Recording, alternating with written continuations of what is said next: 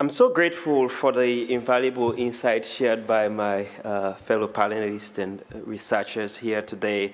And I'm honored to be part of this panel and deeply grateful and thankful to the HLAA and all the organizers of this Research Symposium. Because stigma is more than a concept. For many of us, it's personal. More than a decade ago, I walked into the clinic on campus at Towson University for allergy symptoms. While I was there, the doctor mentioned hearing screenings happening elsewhere on campus. I'd never had one before. I wasn't worried. I had no symptoms, or so I thought. And I was curious. I wanted to learn about this hearing screening. When I arrived at a hearing center, they handed me a headset.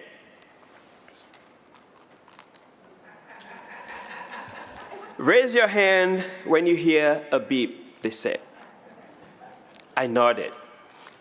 And so, I waited.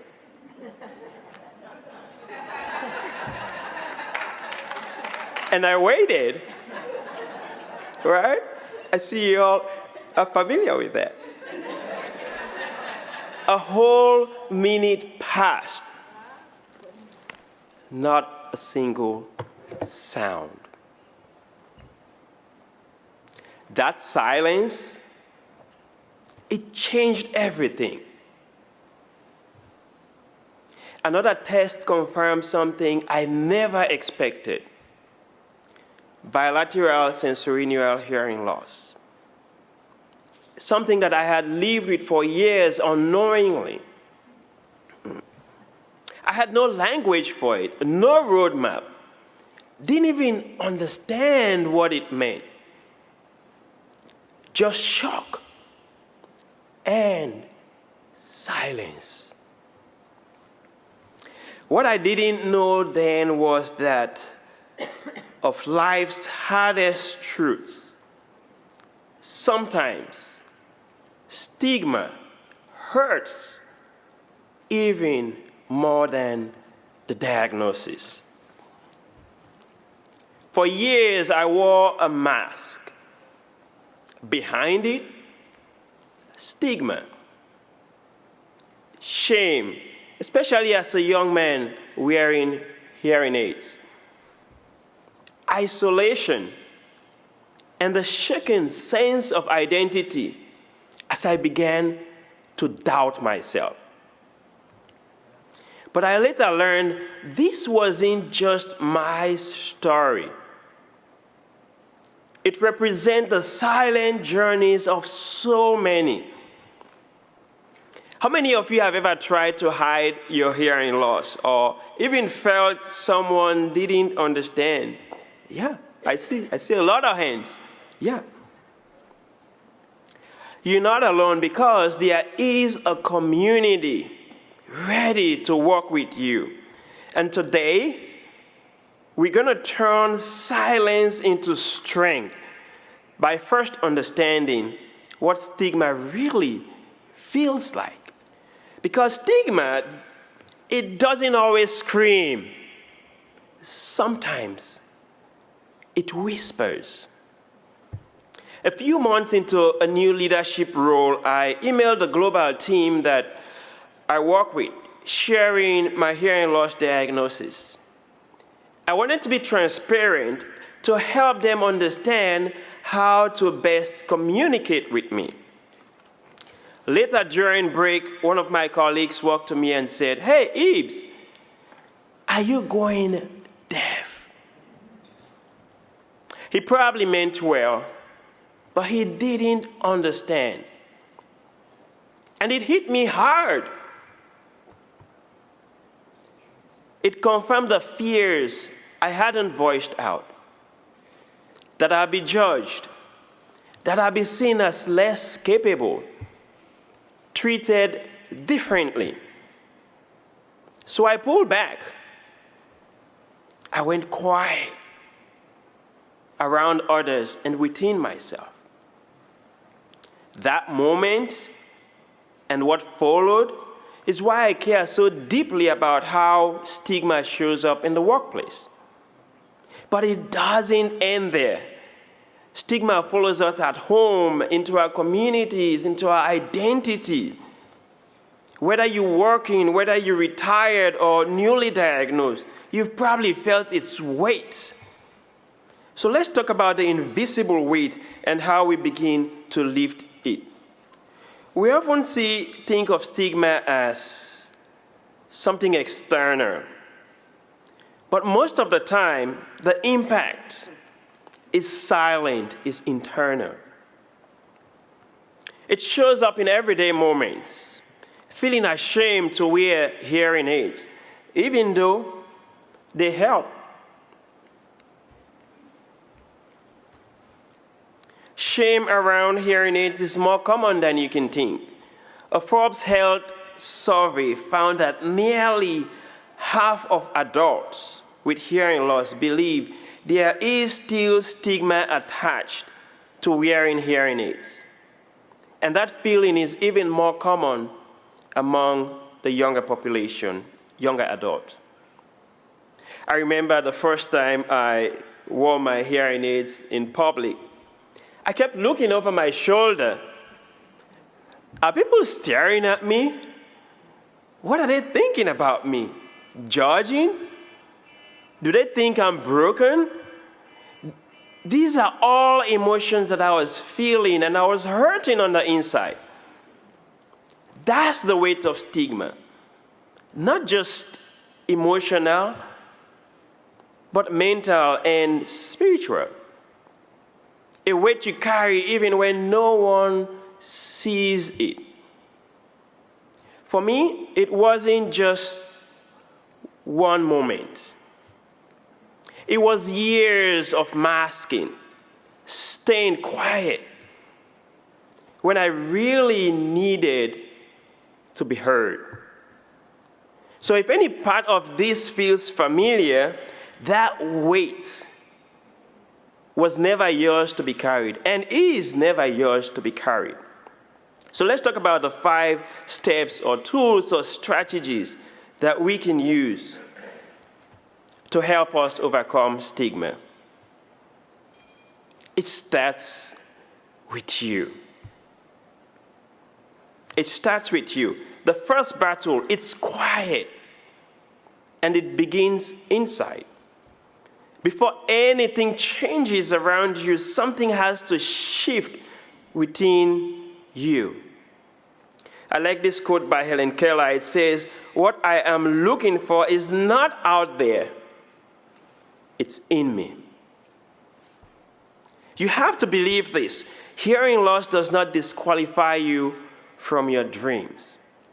And I'll be the first to say that when I was first diagnosed, that's the feeling I heard. That's what I felt.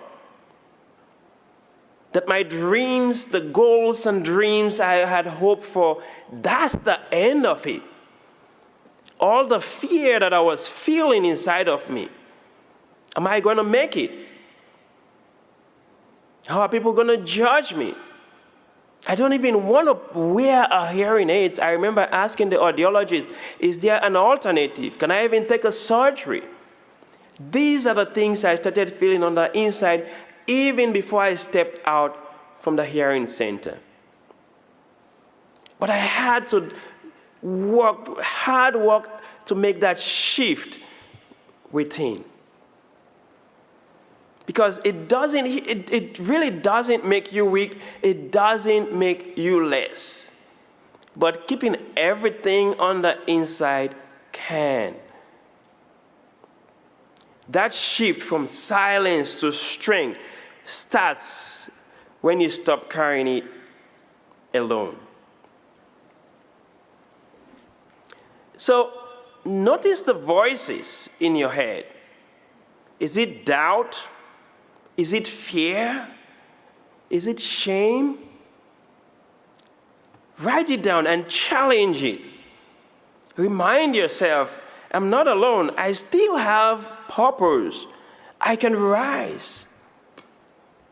You don't need to have it all figured out. I used to think that way. I just didn't know if I could even rise again. I probably was having more internal self-talk than I was actually speaking to other people.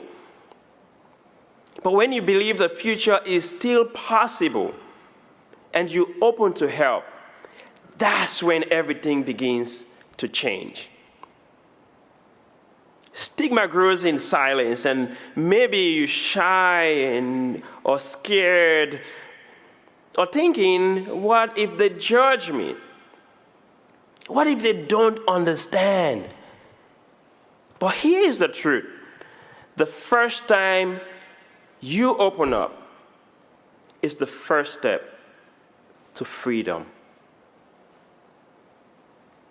Talking to someone you trust, whether it's a therapist, a friend, a supervisor, or a loved one, isn't just about getting stuff off your chest.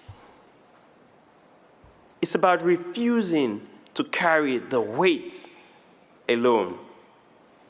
Because when someone sees you, supports you, and believes in your worth, they keep your hope alive. They remind you that your dreams still matter. And I know this because I lived it. And for me, that person was my wife, Joy, beautiful wife, as you can see. She would sit with me for hours in those days of encouraging me, pouring out words of encouragement.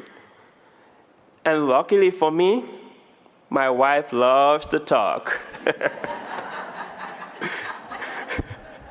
And in that season, I really needed somebody who would.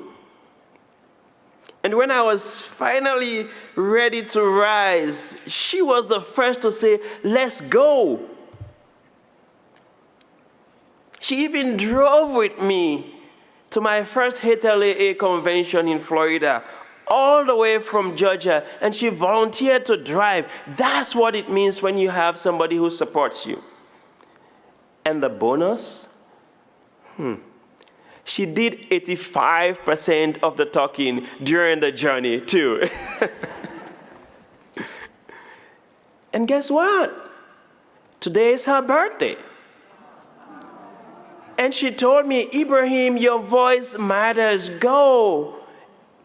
It's okay. She wanted me to be here to attend this convention because my voice matters, and your voice matters. When you find someone who can support you, they can let you know that your voice matters because your voice has power to shift from silence to strength.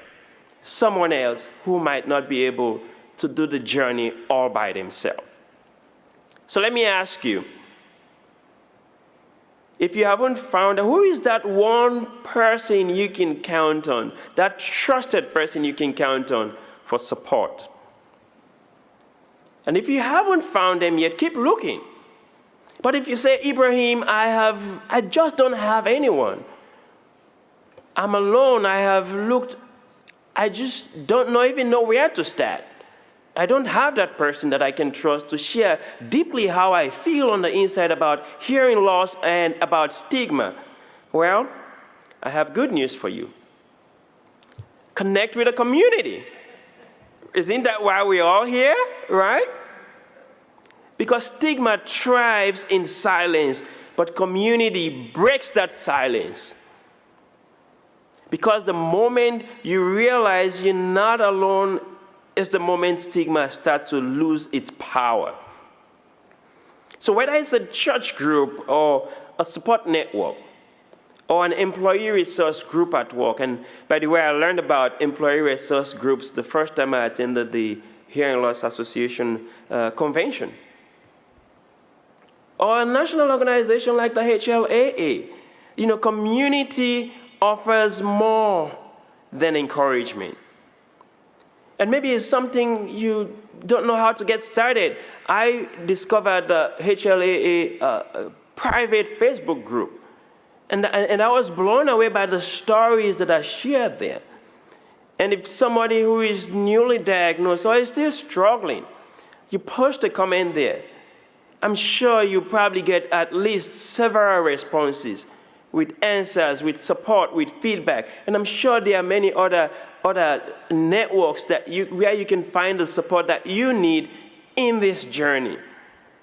It gives you the tools, the strategies to navigate hard conversations, the words to express what you're feeling, and perspective, reminding you you're not the only one. I learned this firsthand. 7 years after I experienced the diagnosis, so I learned about the diagnosis. That's when I discovered the HLAA.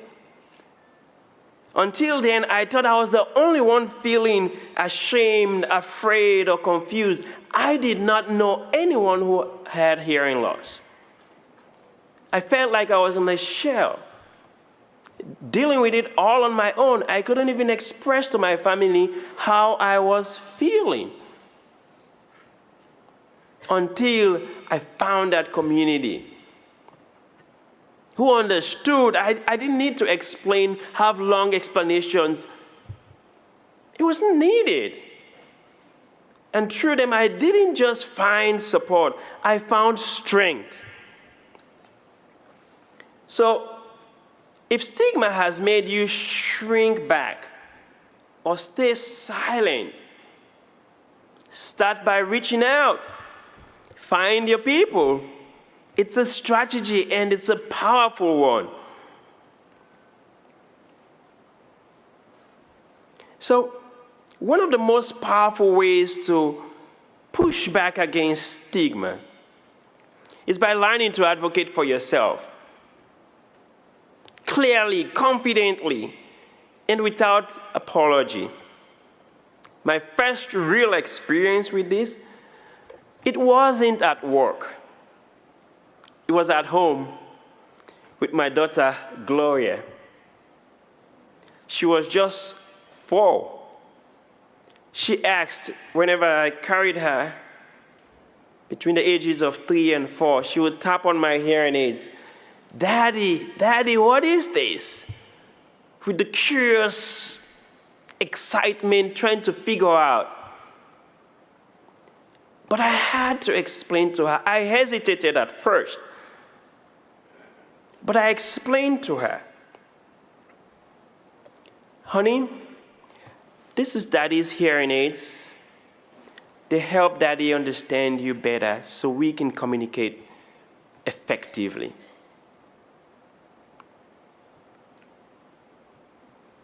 That's the same thing. That moment taught me something. If I could explain it to a 4-year-old, then you and I can explain to anyone at work, in the public, or anywhere. Something powerful then happened. There was a moment I was talking to Gloria's little brother, Nyake, and she noticed something, and this really amazed me. I kept asking Nyake, what did you say? I can't hear you. In that moment, I did not have my hearing aids on. She asked one of the most powerful questions I never expected. She said, Daddy, can I go get your hearing aids in the room? I was blown away. What I had told her, it sank in. And as a 4-year-old, she ran, got it excited. Daddy, here is it. I turned it on, I put it on, and I'm talking. She's seen me conversing with her little brother, and I was able to understand and respond, and she gave me the thumbs up, right? So imagine in your workplace what is possible. And people are willing to help. I just traveled from a leadership retreat here. And before I went to the retreat, one of the organizers, she knows me. I never asked for anything. She sent me an email. Ibrahim, do you need any accommodation? And I was blown away. She reached out before I even asked. That, to me, is an indication that people are willing to help. But before, the noise and what I was saying to myself was that if I asked, people would see me differently. Now I'm beginning to see evidence of a transformation that's already taking place. People see with hearing aids, they observe, they're willing to help. But sometimes we just have to ask. So it's okay to start small. But when you do speak, whether to a colleague or friend or even your boss, you shift the narrative because you own your story. You're not just breaking the silence, you're breaking the stigma. And that's important. And now to our last point. It's time to rise with strength and purpose. Because I believe we all have goals, we all have dreams, we have things that we want to accomplish. And maybe just the whole idea about the impact of stigma, and you had these wonderful plans that when I retire, I'm going to volunteer, I'm going to do all these amazing things. But now you're wondering, if I do this, what are people going to think about me? I might struggle. You know, stigma may try to write your story, but it doesn't get the final word. You do. Rising doesn't mean forgetting about the pain. It means deciding you would not be held back. For me, rising with strength led to joining the HLAA Board of Directors and also being appointed by the governor of Georgia to serve on my community as part of the Georgia Commission for the Deaf or Hard of Hearing. In those moments, thank you. Thank you. But when I think about the moments that led to that particular transformation, it wasn't easy. In the beginning, I didn't even think it was going to be possible. I didn't think that I will be able to live out my dreams, my purpose. I was settling for the bare minimum because of everything I was telling myself about stigma and others' perception about me. A lot was happening on the inside. But when you choose to rise, doors open, not just for you, but for others too. You stop seeing yourself as a victim and you start living with purpose. So if stigma has weighed you down, remember this, you are not broken. You are becoming the best version of yourself. You can rise and be the reason someone else finds hope, because it starts with you. And then you get a support and a community. So now if you're asking, what if I'm still struggling? What if you're still struggling? It's okay to feel the weight. It's okay to feel all of this, but now you have strategies that would help you move to the next step, to live out your dreams, even in retirement. Because you can do it. You cannot do it all on your own, but you have a community that is willing and happy to work with you. Just connect with them. And so, remember, you're not alone in this journey. You have the power to change the narrative, not just for yourself, but for others walking this road too. So in closing, here's my invitation for you. Challenge your mindset, because how you see yourself shapes what is possible. Step into self-advocacy. Speak up, educate, and ask for what you need without apology. Reconnect with community. A lot of my colleagues here on the panel have shared some of the importance of community and resilience. Because community is your superpower. I like this quote by Mark Hyman. He said, "The power of community to create health is far greater than any physician, clinic, or hospital. Walk boldly in purpose because your story matters. Whether you're working, whether you're retired, or mentoring someone who is just starting out. Maybe your purpose is advocacy, or offering hope to someone newly diagnosed, or simply saying, I've been there too. This is how we rise from silence to strength. This is how we dismantle stigma, one voice at a time, one person at a time. So before we go, I want you to turn to the person next to you and say, today I turn stigma to strength.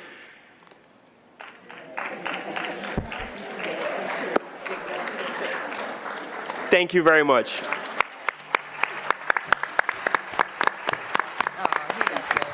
Thank you. Thank you.